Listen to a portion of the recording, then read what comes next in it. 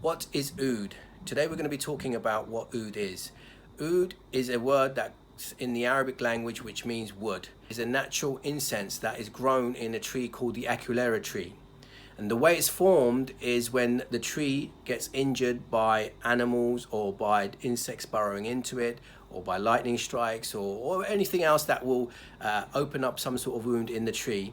The tree's immune response will be to produce this oily, resinous material, which forms within the tree and which spreads out throughout the tree, which eventually kills the tree. Now, this oily, resinous material hardens within the tree and forms all the different shapes and sizes that you see in the Agarwood chips that we sell.